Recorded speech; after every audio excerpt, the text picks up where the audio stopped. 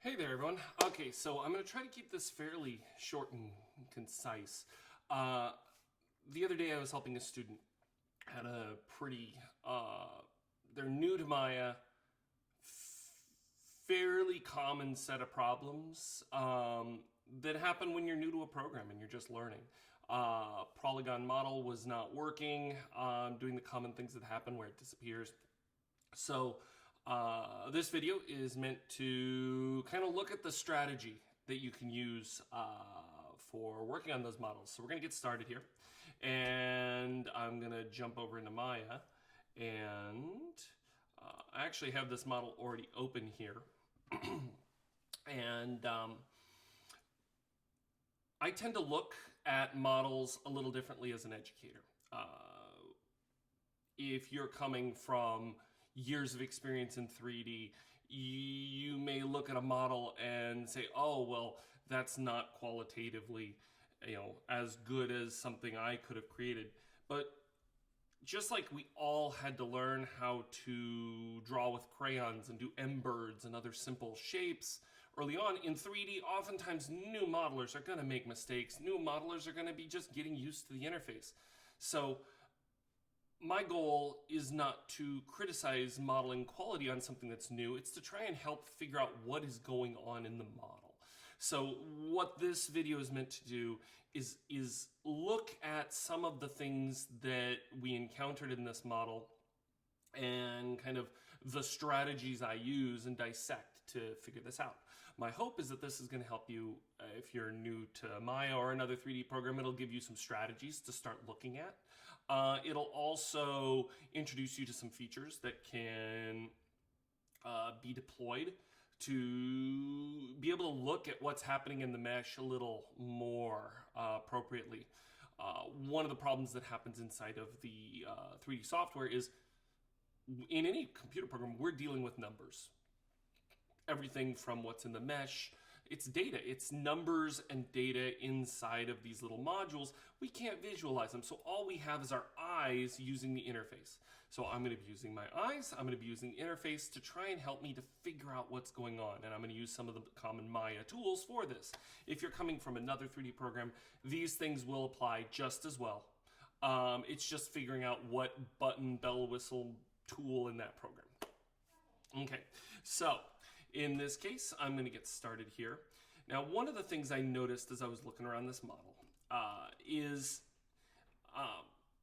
I started grabbing different objects, kind of seeing what was there to work with.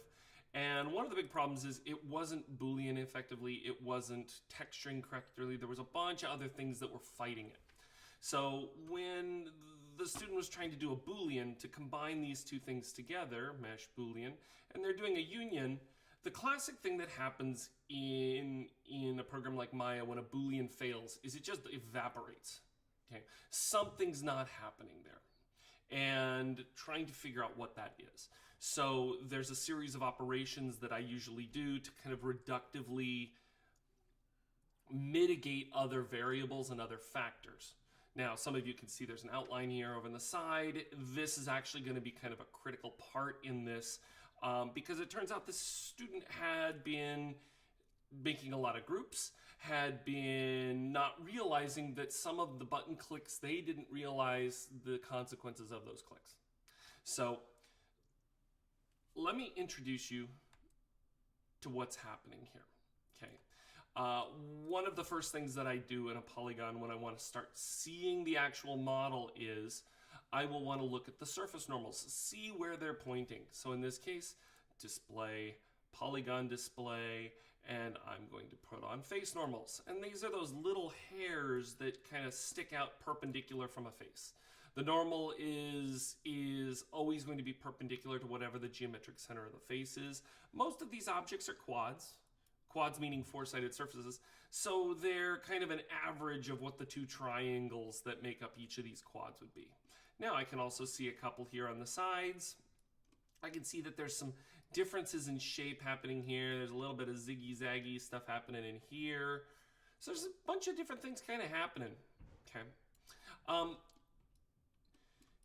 If I just try to fix it like this, and I just go through and let's say grab all three of these objects, I can do a tool to try and make sure that these objects are what are called two-manifold. I've got other videos where I talk about what non-manifold versus two-manifold topology is, but basically all of our faces are inherently one-sided. They have a normal only pointing one side.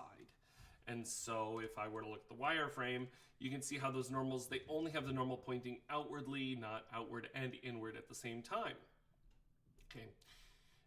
In video games, all the normals on a level tend to point inward, so that if you've ever, occluded outside of the map and gone outside of the world using some of the cheat codes, you get to look from the outside of the world in, and the reason why you can kind of see in is because all of those normals are pointing in towards where you would experience the game level.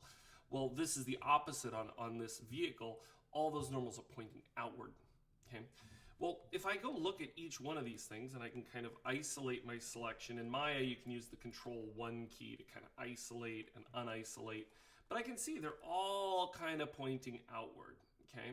Now, there are a couple of little lines right here, but you can see that belongs to this guy out here, there's one right here, but I don't see anything right offhand that's really alarming. Okay, so that's good, okay? If I were to go through and do this on each object, I could do it. I've already done that. There's nothing that's alarming at first sight on these. Okay. Now, if I were to go through and do something called mesh cleanup is an operation that looks for any problematic areas in a mesh and tries to clean it up. And mesh cleanup has an options box. You should really use the options box. And there is something here called non-manifold geometry that I can click on. And what that does is it looks for non-manifold geometry, and then it will do various operations which would show up here if they do anything, which is your construction history, and it attempts to make it become two-manifold. So if I hit apply, do any operations show up? If they do, I'll have little line items and I can look at which ones those are, and I can determine if those were good or bad solutions for me, okay? Otherwise, if it doesn't do anything, it'll stay green. A good way of remembering this is kind of say, green light is go. Green light means it's already two-manifold because it didn't find any non-manifold. So if I hit apply, notice it stays green. Green light is go. It didn't find any non-manifold geometry to fix to two-manifold, so I don't get any extra construction history. If it had, I would have certain components selected. Those components are telling you where it affected the model. If it grabbed a bunch of faces, you know it did something to those faces. If it grabs a bunch of vertices and highlights them, you know it did something to those edges or vertices. Okay, I'm going to do that same one here. Apply. Again, nothing. I'm going to do that to this one here. Apply. Again, nothing. Okay, so these three objects are all two-manifold, and they're all normals out relatively clean. So why, oh why, will a mesh Boolean difference, or union in this case, not work? Okay, so we started to look a little deeper. Okay, now one of the things as I was pivoting around here that I noticed is I started to see a little bit of drift from the grid. And so I wanted to kind of see through orthographic views, because this is the perspective view. Is that just my perspective view being a little weird? Because from this angle, you can't really see it. But something seems to be drifted. So I went and hit the space bar to look at my fore view. And what I noticed is, notice how I got the front view 3 times? And I was like, wait, that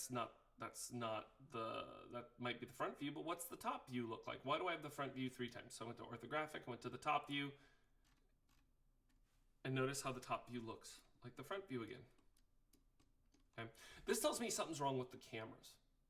There's also some other stuff happening on here. But the fact that suddenly the basic cameras, the perspective top, front, and side, in fact, all the top, front, and side cameras have this problem because they're all not exactly the way they should be, and they are built by default when you make a new scene.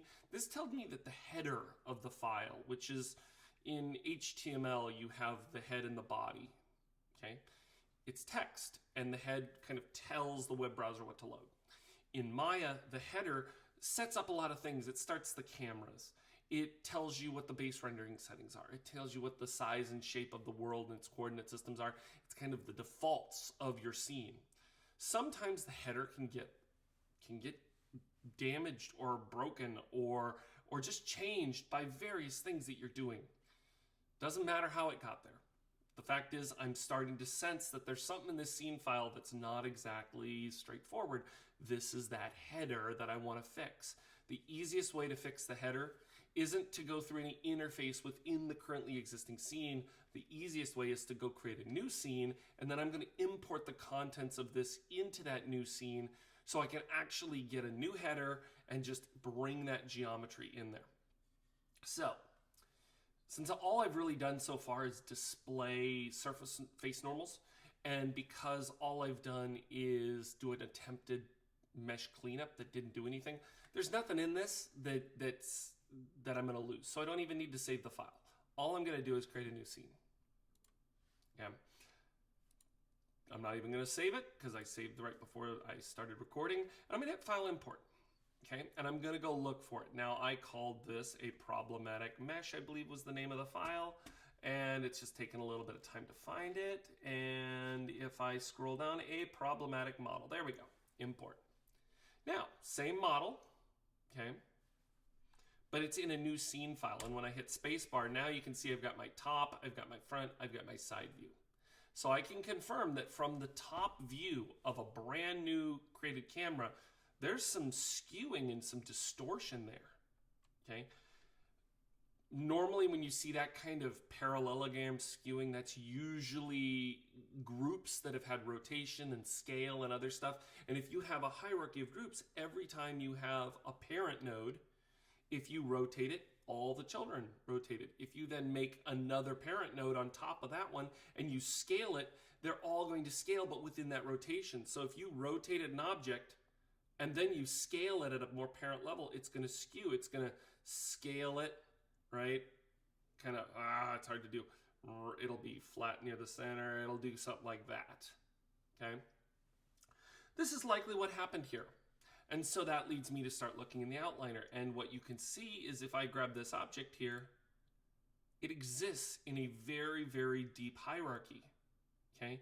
There are, even though it has 0, 0, 0 translation, 0, 0, 0 rotation, 1, 1, 1 scale, it exists inside of a parent, and by the way, you can hit the up arrow to just go up to the parent, that has rotation and scale, and another parent that has some translation, and another parent that has some translation. So there's a lot of parent nodes in there. Somehow this all got grouped, okay? It got rotated, it got scaled. That skewing is now a part of all that. Now you could try to remove the object from that parent by hitting Shift P, okay? But some of that distortion is now going to be buried into the object. In fact, if I want to take all of these objects and get them back to the root so I can really see what we're left with, I can go Edit, select all by type. Select all by type. Let's see. And I can do polygon geometry. And let's look for it. There we go. Polygon geometry. What that's going to do is grab every polygon in the scene. And then what I'm going to do is hit Shift P, which is Edit Unparent. So there's all of my polygons that were in this scene no longer in the scene, or no longer in those groups, which means all these groups are dead. Okay. Now some of them did have names, which is kind of useful. Okay, but they also had translation, rotation, scaling, stuff going on them that was really not ideal. It would be easier to go back and regroup that stuff. So if this was a rigged object, this would be one of those things where you re-rig it.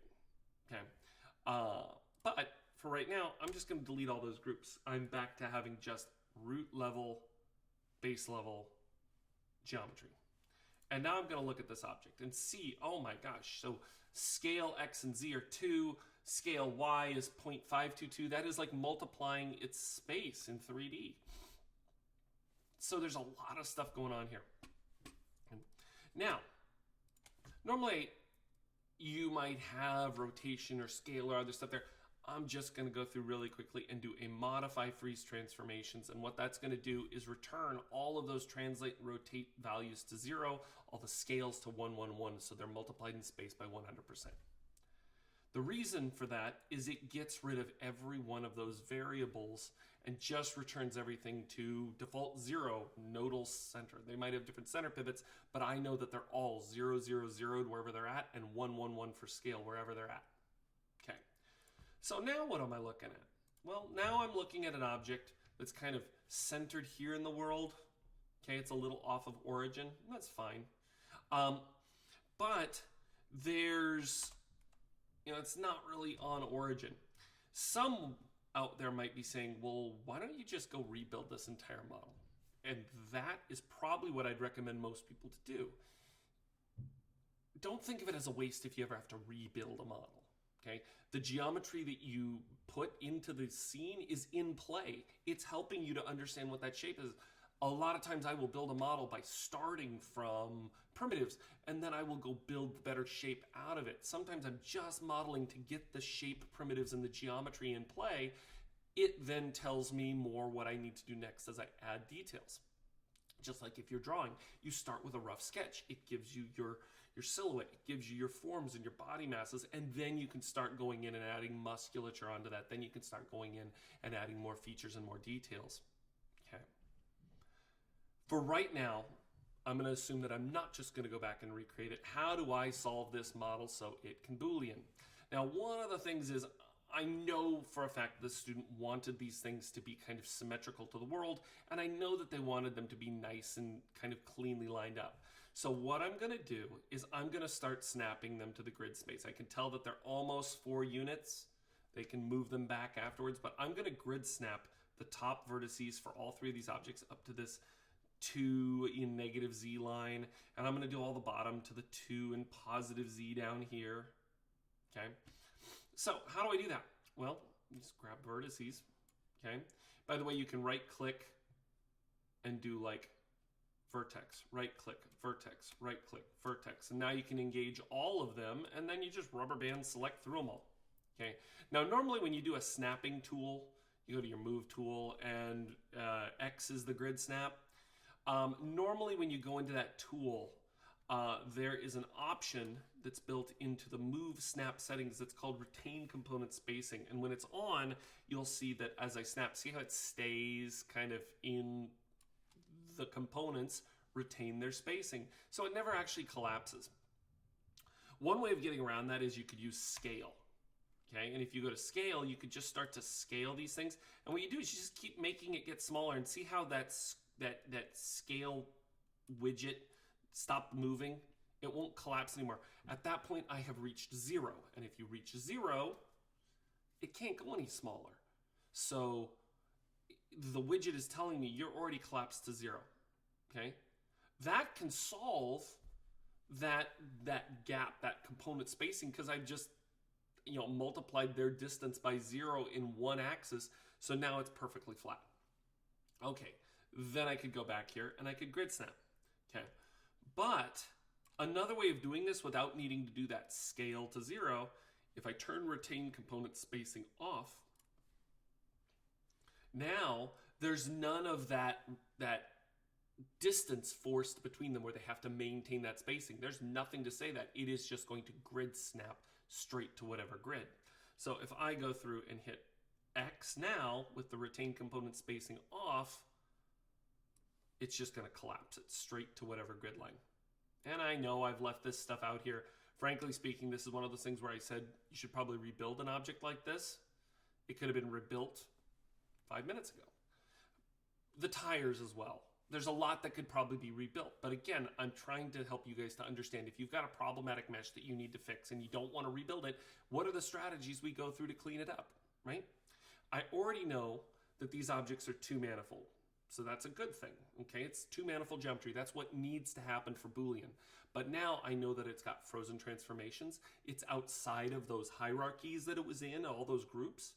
And now I know that they're all grid snapped to those grids. So I know that there's perfectly flat, seamless, zero distance between all those vertices, at least in the, what we would call the the X and Y plane. They're planar along that XY axis. Z's all line up to the same value. Okay, cool. I can close this. By the way, that was just double clicking on the tool settings. So now if I were to go back here, I know that they are exactly planar, lining up perfectly there, okay? So we could try, again, we go through and we test this out. We go, okay, this and this. In fact, let's just grab one of these, mesh, clean up. I shouldn't have to have them separated, but let's just make sure. Again, notice they stay green. They didn't find any construction history. Life should be pretty good, okay? Let's test it out. Mesh, Boolean, Union. Now you might say, whoa, whoa, it's still broken. It is, but notice I got a different return value.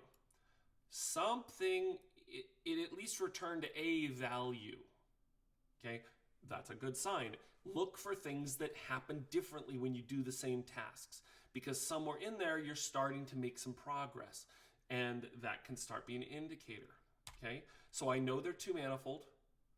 I know that at least now the Boolean is giving me something, just not what I was anticipating. I know that because I looked at the surface normals, display polygon surface normals, or face normals, okay? There we go. I know they're all pointed outwardly. Cool. So it's not like there's one that's a negative, one that's a positive, and we're, when you subtract a negative, you're actually adding. Okay. So that's working pretty good. Again, I know there's a little zigzag in here, but that piece up front, I didn't even have. That's another problem to fight, but I didn't have that selected when I did the Booleans here. So I'm not going to consider that little math in it. But I do know that the return product was kind of shaped like this. Okay, like that kind of overlap. Mesh, Boolean, Union. See, it looked like that overlap. Okay, let's try what a mesh Boolean difference works like. A minus B, will it subtract it? Mesh, Boolean, difference. I get a different result. Okay, and it didn't really look like that. It looked like a little portion of it. Mesh, Boolean, intersection. Okay, again, they're all looking like little bits of that area. They're all still not working though. Okay, so I'm gonna go do another little bit of evaluation, okay? I am going to go look at them by faces. Now, normally in the newest versions of Maya, when you look at things by faces, you don't get the viewport that I'm looking at right now. You can see these dots on the object. This is the way Maya originally was, okay? Way back when it released, 1998, okay? Autodesk decided they wanted their selection tools to look more like 3D Studio Max, so at that point, they changed the way the selections are. Notice how I'm not selecting anything unless I just mouse on that square. In your settings preferences, so under Windows, settings, general settings, preferences, let's see, settings, preferences, preferences, okay? This menu has all of your options, your primary options. One of them in there is called display or selection. I'm sorry, selection. And in the selection tab, there's a little thing called polygon selection. The default now is called whole face. Okay, and what that does is see how I mouse over a whole face, and whenever the mouse gets over it, it just selects. Okay, it's fine. I prefer to do what the original way, the original software engineers that built Maya had planned this, which is called center. It means I get those little squares. It means it's less reactive. I only get it when I click somewhere around that square. But there's a reason why I like to look at that.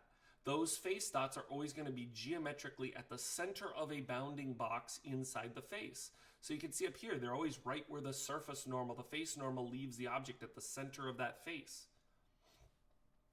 This is useful because two reasons. One, I'm going to hit save. So I've got those face normals open. One, it allows me to see where there is a face. If there's a dot, I know there's a face that's selectable. Okay. Two, which is the more cunning use of modeling, like if you want to be really efficient as a modeler, Normally with the newer version of how Maya works, where you just select by the whole face, I cannot select that back face on the other side of the object unless I come around to that side. But with face dots, I can select all the way through the object. Anytime I Rubberband Select, I can grab things on the back side real easy. And notice, I can grab parts like how this rubber band is kind of overlapping on this piece up here. I can Rubberband Select through an object and just grab whatever I want. Okay. If I just want to grab the front and back, these two side walls, I can just grab just the side walls. I don't need to worry about anything else. And I'm just grabbing the side walls. It's not only more efficient to select, but it's also allows me to see some stuff. Okay. So what I'm looking for, I'm looking to see if I see any dots in weird locations. And most importantly, I'm looking to see, do I see dots on lines? If you see a dot on a line, and let me use an example right here. If I extrude this, extrusion makes faces on each edge. If I go edit mesh, extrude, see how it puts dots on each edge? Those dots should never exist on a line when you're looking at this. Unless, in this case, like an extrusion, it is a dot that was on an infinitely thin face. So at this point, you see how it's infinitely thin. I had to use the extrusion to pull it out. Okay. This becomes really easy because if you ever see dots on a line, it's like there's something wrong there, right? It's like a big giant warning to look for. So I'm hitting undo really quickly so I don't have that extrusion there. So am I seeing any weird faces on a line? Okay. I'm not seeing any there. Let's look at this one. Okay. Am I seeing any dots or faces on a line? Not really. Okay.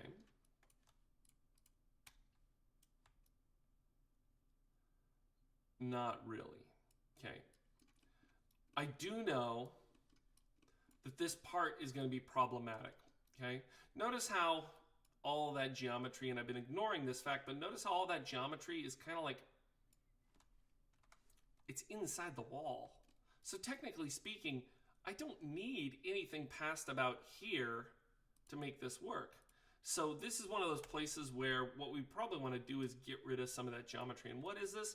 It's just the student, as they were modeling this, they were getting these little edges back and forth happening where they just kept moving stuff, and eventually it just got overlapped. So all I'm doing right now is unwrapping the like knot they modeled in there. They probably just had some stuff selected and they didn't realize it because it was inside the model. Okay. Now it's kind of in the way right now. So what do we do here? Well, one of the easiest ways of doing this is just grab those edges that I don't need. And if I go edit, delete by edit mesh, delete edge and vertex. It'll delete the edges, it'll delete the vertices at the edge. And so that's just gonna collapse it down. And I can still see, oh, they're nice and overlapped, just nice and neat together. Cool. Well, that solves a little bit of an issue because that little coiled problem is like a little knot in the surface, and it's gonna always create like a little like problematic area. Okay, so that solves that. But notice I'm not seeing those faces. One of the really crazy things that can happen in geometry is sometimes people won't realize it, but they will go through and they will do an extrusion, but not of like a vertex where you see those dots on a line. Sometimes they'll just do an extrusion of the entire object, okay? And they'll forget that they did the extrusion, okay? So one of the things I was getting a little bit concerned about was that I wasn't seeing any overlap that told me, like I didn't see any dots on lines. I didn't see any really pronounced areas that were obvious. So one of the last little tricks I do is I want to look for what are called Lamina Faces.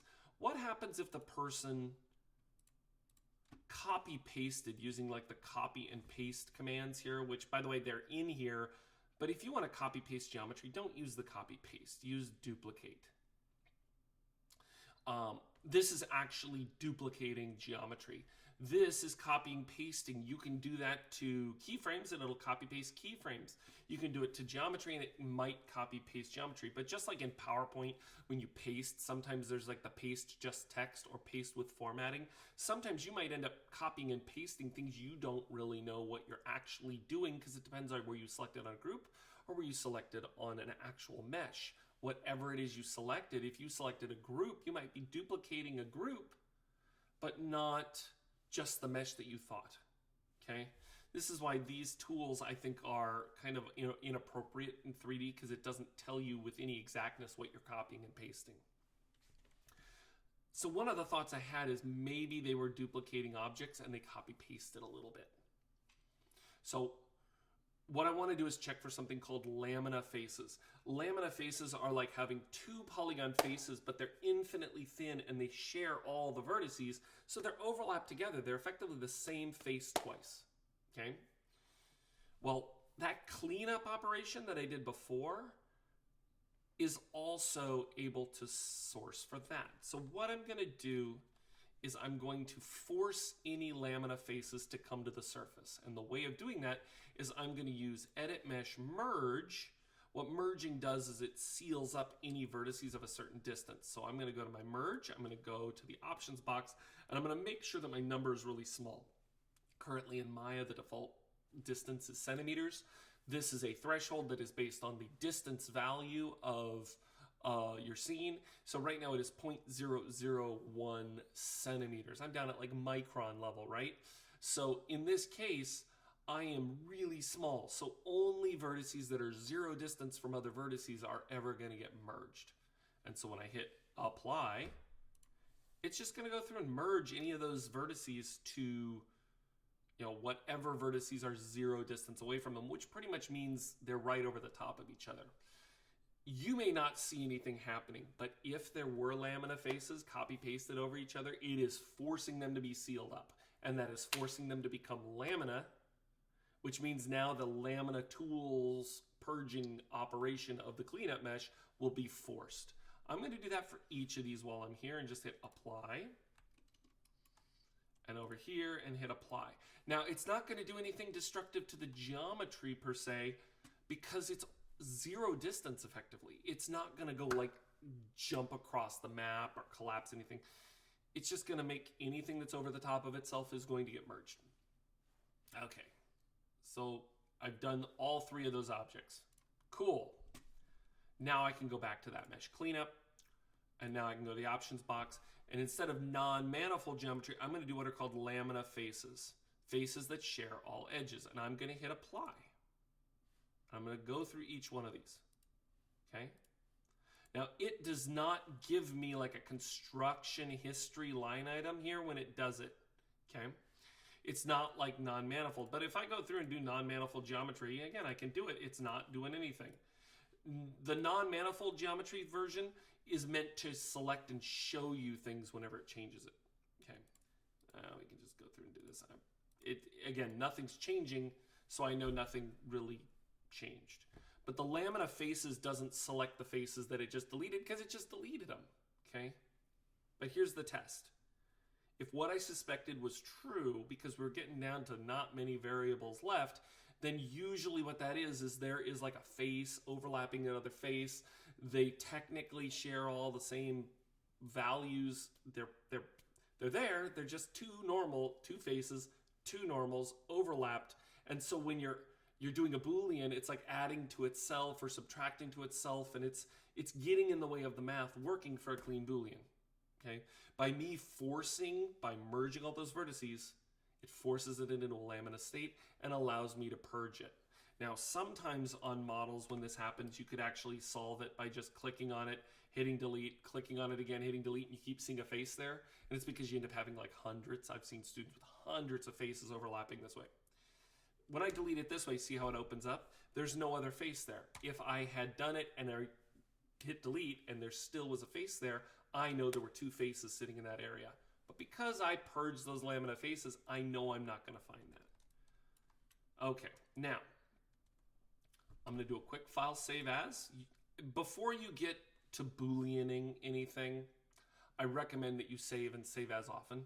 But in this case, I'm just going to say a problematic model, and I'm just going to add one other thing in here, which is just underscore Preboolean, which basically is me telling myself I was about to Boolean, and then the thing, you know, in case it crashes, I know this is right before that crash.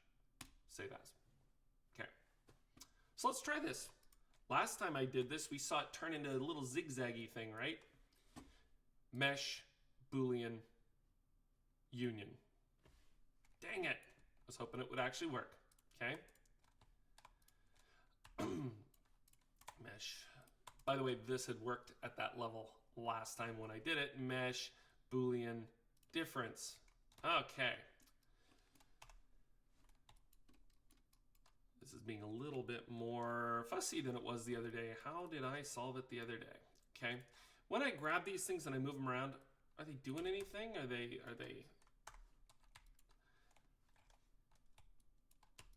problematic meshes can sometimes be pretty problematic. In this case, I had solved this by doing these exact operations the other day.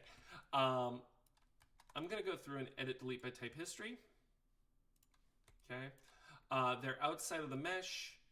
They're fine. The normals are all pointing outwardly. We should be fine. Mesh, cleanup, non-manifold geometry, nothing selected. Surface normals are all pointing outwardly. If I grab a face and I hit delete, I should be able to look inside the face. Okay. This actually should be ready to Boolean. Mesh, Boolean, Union. Okay. But I'm going to try one or two last things here quickly. Mesh, Boolean, intersection. Again, we're getting back to these same ideas here. Okay.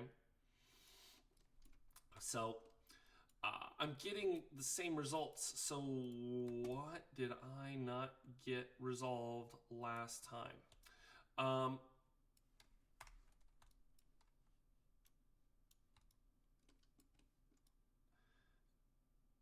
Last time there were some ziggy-zaggies that were kind of happening through some of the modeling stuff here, and I'm just doing a quick search for these to see if they fit.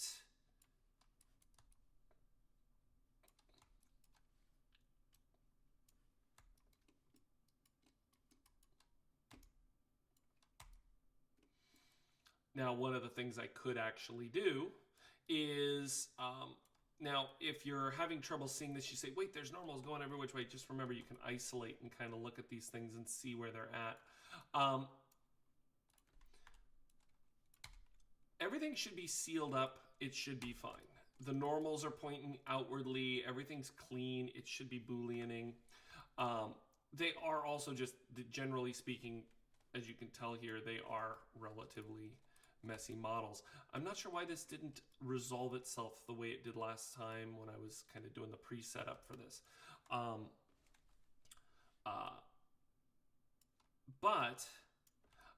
The last time there was like a little zigzaggy that kind of came out of here, and it was a little problematic. And so my thought is that it's probably just some of that little detail happening here. So what might I do?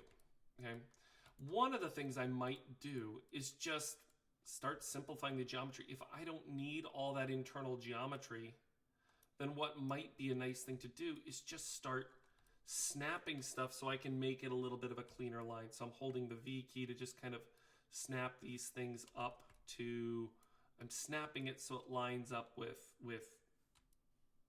one of the edge lines on the other 3D object here.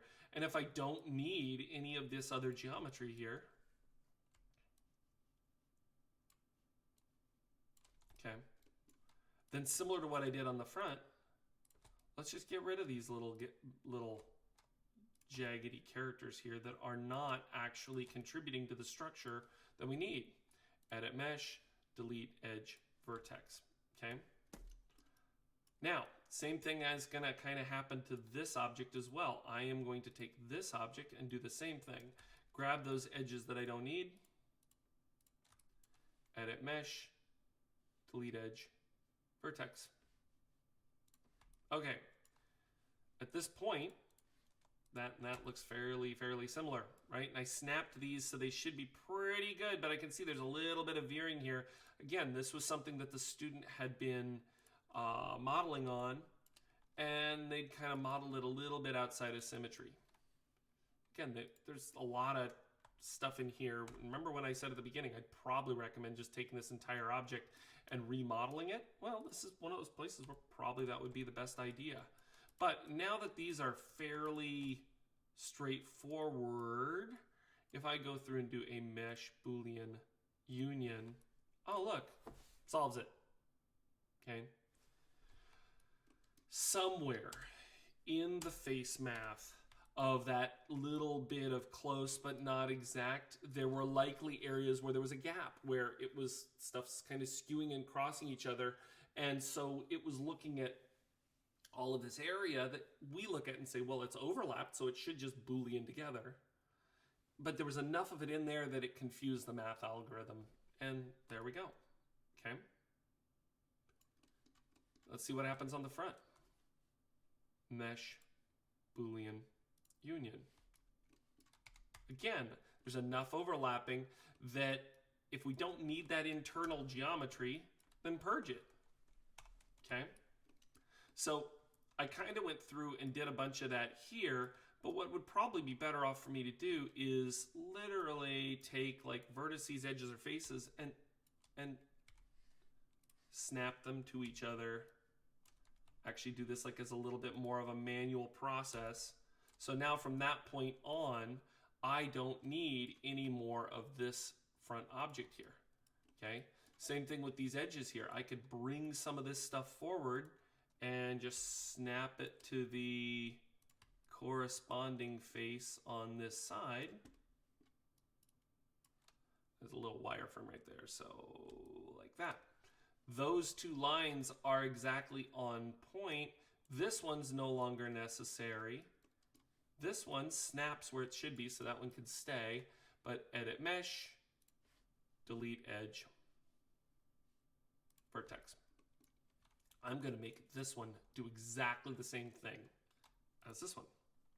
Okay? Which means I don't need that edge anymore. And I don't need that edge anymore. And I don't need that edge anymore or that edge anymore, because all I need is the one down there to hold it.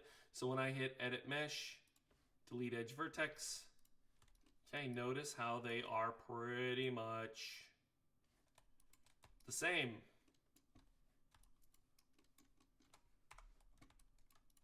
Yes, if they were overlapping, they should Boolean. But again, I don't know what all of the other steps were taken in the 1,000 steps before it came to my desk. I don't know what the modeler has done. This is a new person into Maya doing a lot of copy-paste operations. So I don't know what's happened to that model. So I'm not going to sit there and say, but it should have. I'm just going to work through the problem. Okay? It's not a blame game. It's about just solving with what we have. So now, mesh Boolean Union. Well, that seemed to work. If I isolate and select and I jump around inside the mesh, yep, it looks like a nice little cave inside there. Okay, it kind of looks like a nice little cave back in here too. Cool. So that mesh is now Booleaned. Okay? Notice that was not a simple task, right? That was not just me going like, oh, just click one button. I had to start observing, and we were dealing with groups and hierarchies. Likely groups and hierarchies were coming either from grouping, Control G, or were happening from copying and pasting while selected on groups or other things in the hierarchy. Okay, we had some stuff dealing with cleanup, specifically non-manifold geometry. Okay, we didn't really see any non-manifold geometry, but there was some stuff that was problematic in there. Likely it was Lamina Faces. Copy-paste had probably been done while selecting on faces, and so now you had extra components inside that node that were being problematic. Plus we had the weirdness of the inconsistent lines, and part of it had been skewed by all those groups. This was a model that had a lot of issues. We also had the header of the file, right? Where I couldn't even get my top, front, side views. Okay. there are times where you will get files that get corrupted. There are times where you'll get files that are just a mess. And if you're having to clean them up, you might have to do a bunch of different actions, but it's a problem-solving thing. And as I said at the beginning, it's a regressive process to kind of circle around what is the issue there. Finally, it became, let's just make the math, the geometry, the components, line up exactly as I want and get rid of any of the other outliers. And we finally got a good, clean surface. Now, if I'm worried about the outer face of this surface not being clean and some of these zigzaggies, another thing I could do at this point is I could literally duplicate or not duplicate, but I could delete the faces and rebuild it. Notice, now there's a little face dot. That face dot isn't actually on a line, even though it looks like it. It's just at the geometric center of this. But look at this. There's a dot on a line. Where did that come from? It was never there on the previous model, but the Boolean's now revealing it. Well, that is a little infinitely thin line and face. Something in the Boolean found it. Okay. This is one of those places where if I start doing other processes, it may reveal that problem. We didn't see it before, but likely there was a little tiny Lamina face hidden in there that was buried, and finally Boolean has revealed it. Okay. Well, this is one of those places where I might just delete all those faces and do the same thing on this one, just because I'm fighting a battle of geometric, stuff. Delete the sides, make it into a cookie cutter, and then the cool part is if you double click an edge, at this point it should select all of that outer edge. See how this is what's called an edge loop. It's an edge that runs along all quads. Well, then I can just go through and do like a mesh fill hole, and it should fill that hole. Why didn't it fill the hole? Where is it seeing a little edge somewhere else that it's not filling in? Notice how it didn't do it? Mesh fill hole should do it. Mesh fill hole, not doing it. Okay, let's try this side.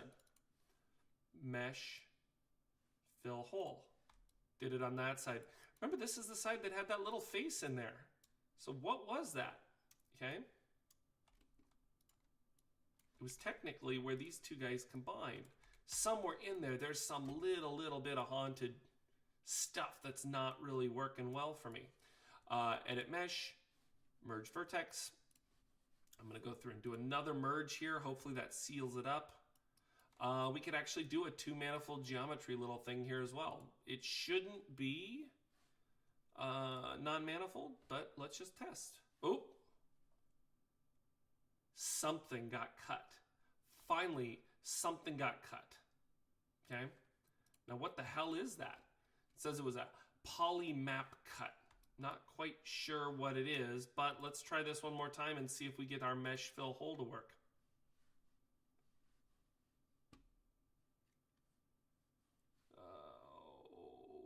Mesh fill hole. Okay. Non-manifold geometry was there. It wasn't getting triggered by any of the normal conventions, but what ends up happening is that little impurity in the model that somewhere got in there, I eventually kind of forced it out. I do a lot of silicone casting, and one of the things that happens is we usually use like a degas or a pressure pot or a vacuum chamber to pull out the gas, right? And so you don't see any bubbles in there, but the moment that you lower the pressure in the chamber, you'll watch the silicone just bubble and froth until it eventually gets out, right? Somewhere within the math of this polygon, again, copy paste and all those other things I had told you were probably likely the culprits of this, somewhere there was a little bit of something. And frankly, I'm pretty sure it was right around in this little area, because this is where I had those little artifacts the other day. Okay, this line had a little dot, a face on it. It was like an infinitely thin little face was still getting in there through the Boolean. Something right in this little area of the geometry was there. But it wasn't going away when I did all my usual tricks. But when I finally got the Boolean to work, counted as two-manifold, finally it forced it kind of out into the surface. As I said, this is one of those things where you sometimes when you're trying to fix a polygon, you're having to work kind of reductively down and figure it out. It's like trying to find a problem if you're having a computer problem. You have to start swapping out components until you find what is the variable in your hardware that's failing. Is it a power supply? Is it an intermittent power supply? Is it a memory module? Is it your graphics card? What's the thing that's got the glitch? And you have to kind of reduce down, you know, through like this is the troubleshooting that happens before an RMA gets ready, until you find what is the culprit. And then you find it, okay? Now, the cool part about me doing this last little bit here is that basically got rid of any of those faces when I deleted them and turned it into a cookie cutter, and then I did the fill hole. It's a brand new fresh face.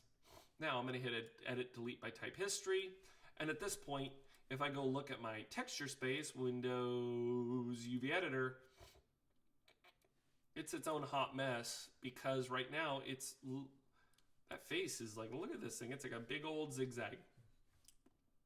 Okay. Well, this is one of those places where what we probably want to do is a few different types of maps. You never just get one map that works perfect. But if I take these two things, these are opposite sides, each one pointing in a different direction. These would be one of the perfect things for like an automatic mapping. You could also do planar mapping through the object. But if I go to like UV automatic mapping for these two sides, boom, it builds them nice and clean. And if I select, convert my selection to UVs, then I can move them in the UV space out of the little aperture. Okay. Now what I could do is, let's say, grab all the faces that are going to be pointing upward in the model. And this is again why I love having that little face dots. So see, all those are pointing more upward. Ideally, the windows should probably be mapped forward, you know, aiming towards the front, because they're going to be really narrow from the top. But just to get myself a really clean breakdown, I'm just going to do a UVs planar map, and I'm going to do it from the y-axis pointing down. Y-axis, keep image width height ratio, and what that'll do is, boom, it'll give me one nice clean top-down UV. Then I'm going to take the opposite of that. So I still have those faces selected here. I'm just going to hold shift, and it's a toggle select. And what that's going to do is unselect the ones that are selected and select the ones that aren't selected. And then I'm going to do another planar map. Same with y-axis, even though I'm going to probably have to flip it. But now I have all the bottom from the same. And now I've got at least some nice clean UVs that'll be easy for me to paint a texture. Like I said, I might need to do some adjustment. There's some skew that's still happening in them, and that's because, remember, this model was skewed from the beginning, which goes all the way back to what I said at the very beginning. Likely this is an object that probably should have just been recreated. And to demonstrate that really quickly, so we can finish up here, okay? If I go to the side view, and I'm just going to use it as an example, okay? I'm just going to create a single face by going to the Create Polygon tool. Under Mesh Tools, Create Polygon tool, and I'm going to kind of improvise for my own aesthetic here. I'm not going to use any of my snapping tools. I'm just going to kind of riff. Create Polygon tool. Okay. I'm going to start like right here in the wheelbase. Boom. Boom. And then I'm just going to go through, and now here's a question. Do I want to keep these, or would I rather use some other thing that I can control the roundness of those hubs? If that's the case, I can hit the backspace a couple of times and maybe do that instead. In which case, backspace, backspace, maybe I'm not even going to hit there. I will start from somewhere up in like the front, like where I want the bumper to be. Okay. So let's say like right there, boom, boom. Now, this is the shape language that it's got, so I'm going to kind of go from that. Okay. Again, I'm borrowing the shape language that was already there.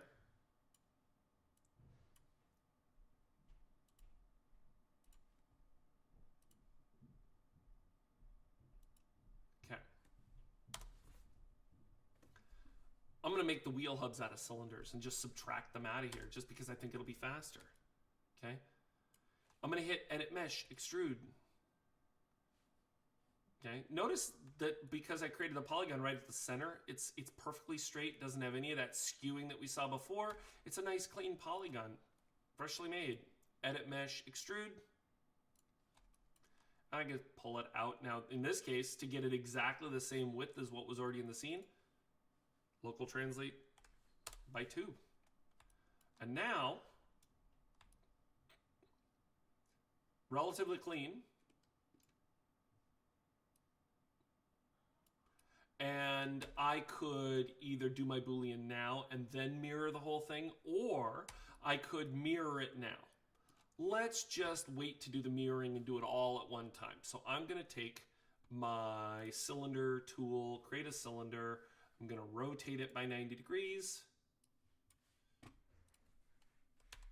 And I'm going to move it to wherever I want the wheel rim. Now, you get to choose your subdivisions. I don't like seeing the polygons on something when it's supposed to look round. I want it to look round. So this is the best time for me to up those subdivisions. I'll also get rid of my caps because I also just don't like having the caps on there. I just want to get a really nice, clean, round surface. Okay. And now it's just the right size here, but if I just want a little bit more height just to make it a little bit overlap, there we go. Control D, I can move that back here until I get it over the rear tire as well. Okay. And I can figure out what my shapes are supposed to be for that. Okay. I want them a little higher. Okay. By the way, wherever I make the center pivot of these, that's probably where I should have the tire, which gets kind of interesting because notice I just built a really nice clean looking tire. Those other tires, no, not so much. One of the cool things about this idea of rebuilding objects is that you can do it better the second time. I could spend, like I just done here, a lot of time trying to solve a problem, or I could just build it really quickly. You saw how much quicker it was for me to just rebuild it than to try and fight the Boolean. Okay? I encourage you to think of this as kind of like versions in a drawing. Sometimes you just start over on a new sketch and it gets better with each version because you keep improving upon it. You figure out your model's talking to you. It's informing you what it needs. So pay attention, okay? In this case, it's showing me where the center pivot of the wheel axis should be. So what I'm going to do is I'm going to hit Edit Duplicate really quickly. I'm going to make a copy of these tires, and I'm going to scale them. And notice I can get them scaled to just where they hit the ground plane, which is that y = 0 there. Okay. Now, they're currently sitting inside this object, but I'll just, okay, whatever the wheel thickness needs to be, cool. I'll just move them over so they're kind of already where the tire needs to be. That's where I'm going to leave them for right now, just hanging out. But what I'm going to do is use this one, which is just a little bit bigger than the interior one, as my cutout. Mesh, Boolean, difference. Now, if you want to do all your Booleans at one time, you could, because these don't overlap, you could do a mesh combine, puts them into the same mesh, okay? And then I could grab the body, that's my A, my cutout, B, it's always A minus B when you do a Boolean difference, mesh, Boolean, difference. Now, the other object that we started with is kind of in there. I'm going to hide it really quickly, and you can kind of see what this does. Now, notice how clean the ratio is of the tire that I made and the outer hub, because I built them from the same geometry. So all of those other geometries that I had there, okay, these geometries that were doing their job, well, I can retire them. Okay. If I need to, I could duplicate these so I get them at the equal and opposite. So, by the way, modify freeze transformations will just, they'll still have their same center pivots. Okay. The only reason I might want to hold off on doing that is because right now they have their distances are in world axis. So I hit undo really quickly. But if I do one last Control D, and I change, in this case, the reflective axis is the z-axis. So if I change my reflective axis, right now it's at z equals 1.659. If I make that go negative, now I get my equal and opposite. Okay, now I could freeze them. Boom, boom, mesh, or modify freeze transforms. And then here's my model. And if I want to get the equal and opposite, yeah, you can do mesh mirror. The mirror problem, or the mirror tool, can sometimes be a little problematic if you don't get the X, Y, and Z just right. The easiest way of flipping it to the other side is delete the internal geometry and then just take your entire object, as long as it's centered at the origin. Right now it's kind of centered off to the side here. Okay. But if I were to kind of either hit insert to change its center pivot, or you can also do it with the D for dog key. But what I could do is hold the grid snap, and I could snap it so it's got its, it's right back at origin. So I changed its center pivot. And then if I do an edit duplicate, okay, scale by -1 times whatever, well, 1 times -1 is -1, boom. And now I could go through, and if I modify freeze transformations, okay, I could go through and do a mesh combine. And I could do another one of those edit mesh merges now that it's combined, seal it all up, and now what I've got is a perfectly solid mesh. The beginning of this lecture was meant to show you guys strategies for cleaning up problematic meshes, okay? But notice my last solution in all of this was sometimes it is just better to go through and rebuild, because you can learn your other model, no matter how cluttered it was, is a roadmap. It's helping you to see what you need to do next. That's a lot of tools, but primarily it's been a lot of the tools from the edit mesh, edit mesh, merge, okay, edit mesh extrude, mesh cleanup, okay, a lot of using the Boolean, okay. Mesh display, being able to turn on the face normals. In fact, that's not even the mesh display, that's just display polygon face normals, okay. At the beginning of this, I had to start by importing it into a new scene so I could heal the header that had been compromised. I'm guessing as to what had caused those issues. And when I started this lecture, I said a lot of this is me not really worrying about what has somebody done that might be saying they did it wrong. I'm saying, what do we need to do to fix it? What do we need to do to get it right? Okay, that is the best strategy you can have when you look at these things, is not go, oh, but could it have been modeled better? Sure it could. Oh, but, what did they do wrong? That's not the right math here. This is a person that made the original source model for this is new to the program. Everyone was new to the program at some point. So it's not about what did somebody do wrong. There's no stigma to this. What there is how do we solve it to make it right? How do we learn what we can do to make it better? Okay. So when I look at models like this as a faculty member, I'm not looking at what they can do, oh, but you did it wrong. I'm looking at what do we need to do to solve it. And a video like this, I'm hoping you understand, the purpose of a video like this is to try and give you guys strategies to think reductively in that process, or is it reductive or deductively, to find the little tiny, the evidence in the model that helps you to guide to a solution. Okay. Now at the end of this, I could go rename all the models here, but you can kind of see here, if I just take these pieces here,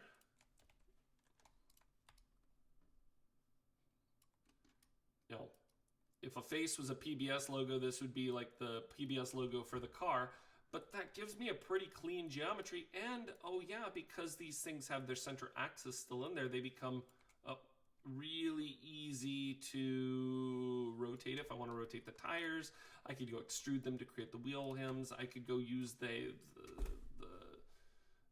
wind or the doors that are already there to Boolean, or I could go through and create a polygon right now mesh tools, great polygon tool, I could go create a window or a door that looks more appropriate to the shape language of the body if I needed to. Again, you could do as many Boolean things as you wanted there, and you could, cut out, make different shape languages, make windows and all that by using these geometries to help cut stuff out. Okay, so that's it. That's what I wanted to kind of get at here in terms of strategizing. It ended up as a pretty good model there, but keep in mind that somewhere in there, if we go back a few stages here to the ones that I'd hidden, there is a model that's in there, display, show, selection.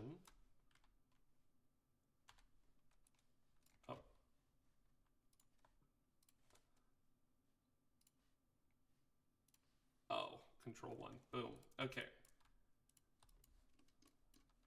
There we go. This might look cleaner, and it might have only taken a few minutes for me to build it. But this is me solving the problem that was inherent in the mesh so that it could work. That's really where you get into the foundations of mesh cleanup, which is what I was trying to get to. So I hope this was useful. I hope this gave you some strategies and techniques to deploy.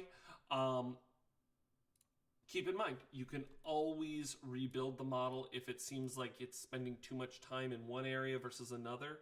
Sometimes it's about taking a step back, and you can get forward much quicker just by kind of starting it over from scratch and kind of just take a step back to go 2 steps forward kind of approach.